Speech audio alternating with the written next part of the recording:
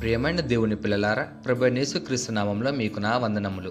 ఈరోజు దేవుని వాగ్దానము విలాప వాక్యంలో 3:18 విలాప వాక్యంలో 3:18 వాక్యం ఇలా ఉంది: నాకు బల్లము ఉడిగేననుకుంటుని, యెహోవా యందు నాకిక ఆశలు లేవనుకుంటుని అని. ప్రియమైన సహోదరి సహోదరులారా, ఈరోజు మనం చాలామంది ఇలానే అనుకుంటున్నారు. ఇంకా నాకు శక్తి లేదు, ఇంకా నాకు ఆశలు లేవు, ఎంత ప్రార్థించినా ఏమీ మారట్లేదు, దేవుడు కూడా నన్ను వదిలేశాడేమో అని. బయటకు నవ్వుతున్నట్టే ఉన్నా లోపల మాత్రం విరిగిపోయిన మనసుతో బ్రతుకుతున్న వాళ్ళు చాలామంది ఉన్నారు. ఈరోజు దేవుడు నీ మనసులోని మాటని బైబిల్లో రాయించాడు. అదేంటి అంటే, నువ్వు ఒంటరివి కాదు, నీతో నేనున్నాను, నీ బాధని నాకు తెలుసు అని. ఈ మాటలు ఎవరన్నారో తెలుసా? ప్రవక్త ఇర్మియా. ఈ వాక్యాన్ని జాగ్రత్తగా గమనించండి. నాకు బలం ఉడిగేను అని ఉంది. ఇక ముందుకు నడవలేనట్టు అనిపించడం, ప్రార్థించడానికి కూడా శక్తి లేకపోవడం, నిశ్శబ్దంగా కూర్చొని ఏడవాలనిపించడం. ఇలా చూస్తే చాలామంది ఏమంటారంటే, పాపంలో ఉన్నారు లేదా శాపం అనిపిస్తున్నారు అంటారు. కానీ ఇది పాపం కాదు, ఇది మానవ బలహీనత.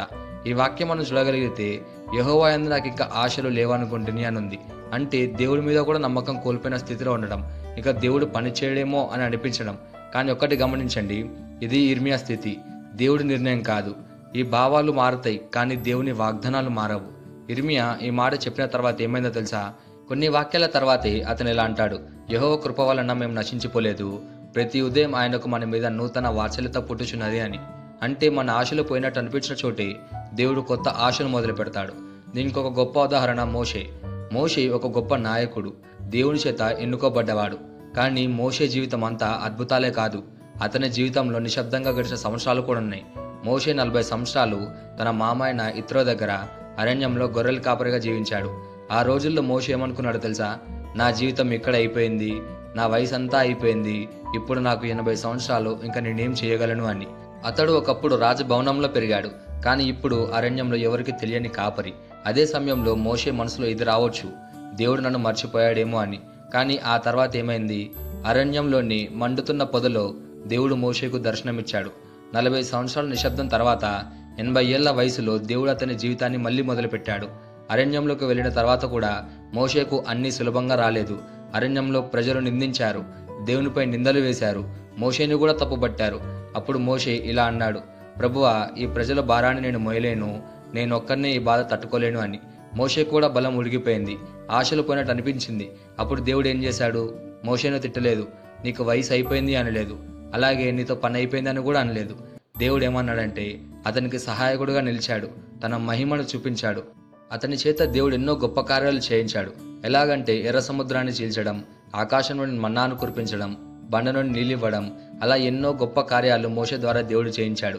ఇక్కడ దేవుడు మనకు చెప్పేది ఏంటంటే, నీ వయసు దేవునికి అడ్డంకి కాదు, నీ గతం దేవుని యోచనను ఆపలేదు. నీ బలం అయిపోయినా దేవుని బలం అయిపోలేదు, మోషే బలం అయిపోయినా దేవుని బలం మాత్రం ఎప్పుడూ అయిపోలేదు.